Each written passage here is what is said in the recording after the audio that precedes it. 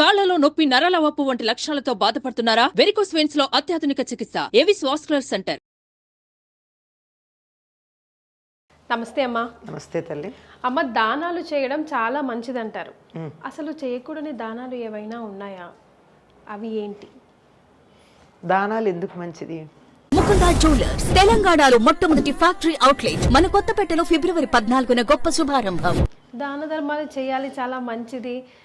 దోషాలు ఏమైనా ఉంటే పోతాయి, దోషాలు పోతాయి. కన్యాదానాన్ని కూడా అందులోనే కలిపేశారు. దానం చేసేస్తారంట ఆడపిల్లల్ని. అది అన్ని దానాలు చేయొచ్చు. ఎందుకు, ఎవరికి చేయాలి అది కూడా ఆలోచించాలి. పాత్రత ఎరిగి దానం చేయాలి. చెయ్యకూడని కొన్ని దానాలు ఉన్నాయమ్మా. ఒకటి అపాత్ర దానం చేయకూడదు. అంటే అమ్మా, అపాత్ర దానం అంటే అర్హత లేని వాళ్ళకి దానం చేయడం. ఓకే. ఉదాహరణకి ఒక తాగుబోతున్నాడు, మరి వచ్చి డబ్బు అడిగాడు, మనం జాలిపడి ఇచ్చాం. వాడు వెళ్ళి తాగి ఎవరినో చంపేశాడు. తాగడానికి మనం ఇచ్చిన డబ్బులు కారణం, అందువల్ల మనం చేసింది అపాత్ర దానం. కరెక్ట్. అపాత్ర దానం చేయకూడదు.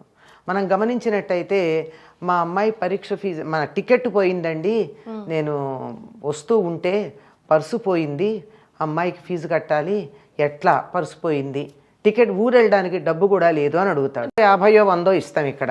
మళ్ళీ కొంచెం దూరం పోయాక మర్నాడు మళ్ళీ ఇదే కారణం చెప్పి అడుగుతాడు. ఇంకో రోజు ఇంకో ప్లేస్లో ఇదే కారణం చెప్పి అడుగుతాడు. అట్లాంటి వాళ్ళకి దానం చేయొచ్చా? చేయకూడదు. అస్సలు చేయకూడదు కదా. కనుక దానం అన్నది అవతల వ్యక్తిని తెలుసుకుని చెయ్యాలి. మనం ఇచ్చింది వాళ్ళకి ఉపయోగపడుతుందంటే చెయ్యాలి. అంతేగాని ఎవరికి పడితే వాళ్ళకి ఏది పడితే దానం చేయకూడదు. నియమం లేకుండా దానం చేయగింది ఒకటి ఉంది.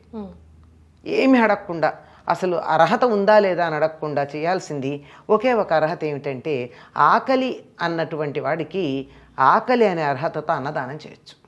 అంతే. అన్నదానానికి మాత్రం అవతల వాడు మంచివాడా, చెడ్డవాడా, దుర్మార్గుడా, దుష్టుడా ఇవేమీ ఆలోచించక్కర్లా.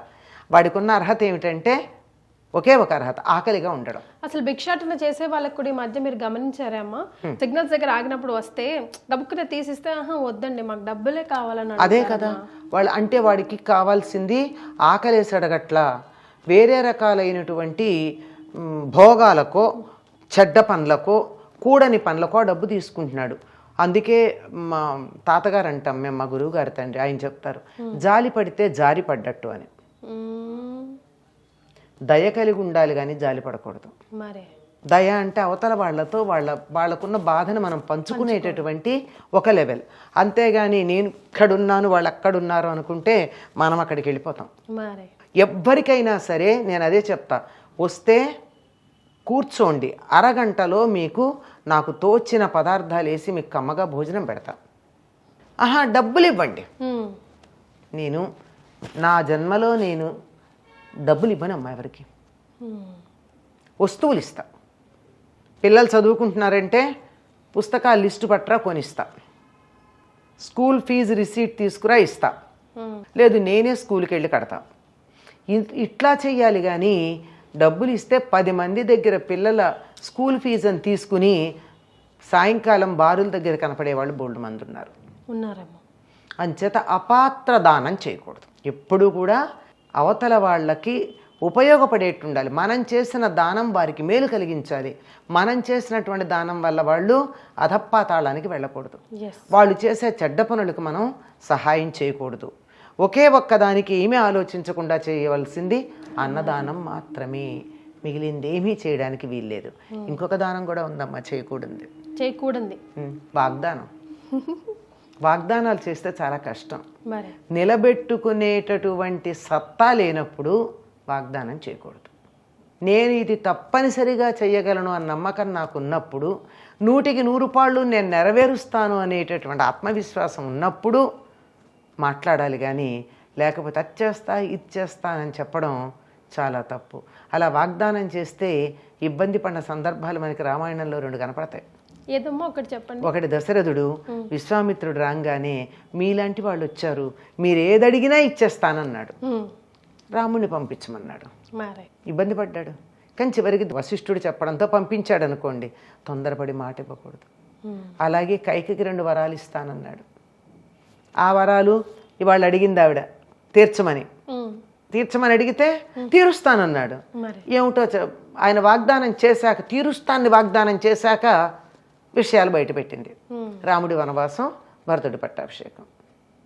2 సార్లు తొందరపడి వాగ్దానం చేస్తే ఇబ్బంది పడ్డాడు. కనుక వాగ్దానం అన్నది త్వరపడి చెయ్యరాదు.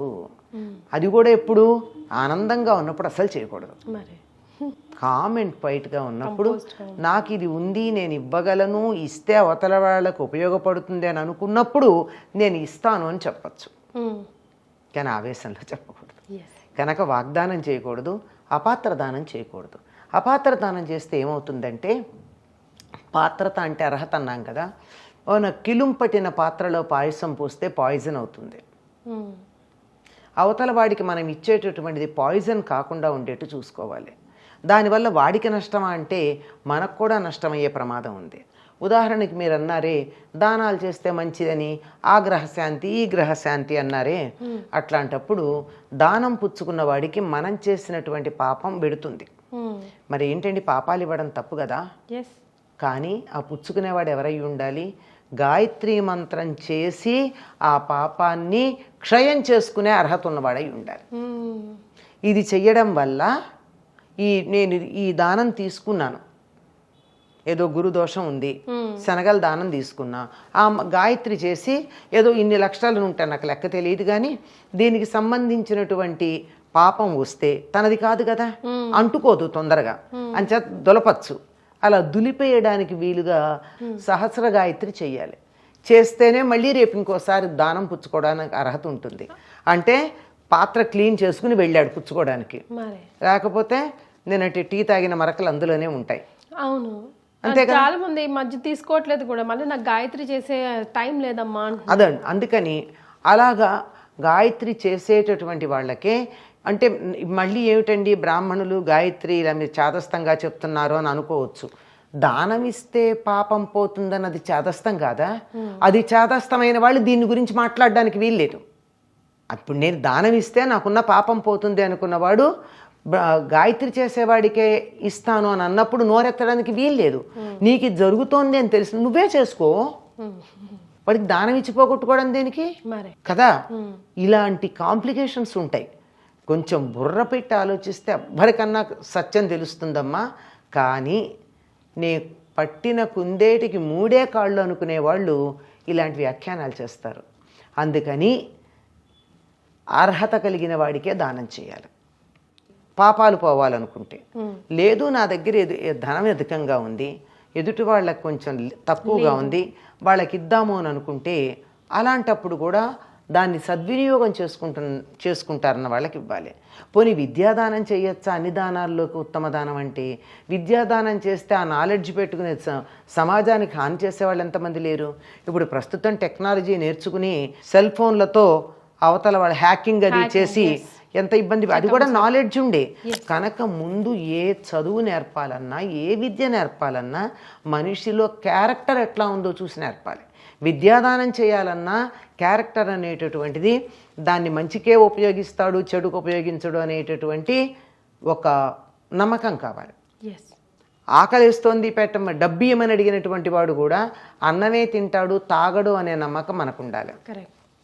అంచేత అపాత్ర దానం చేయకూడదు, వాగ్దానం చేయకూడదు. చాలా సింపుల్గా ఆలోచింపజేసే విధంగా చెప్పారమ్మా. చాలా సంతోషం, ధన్యవాదాలు.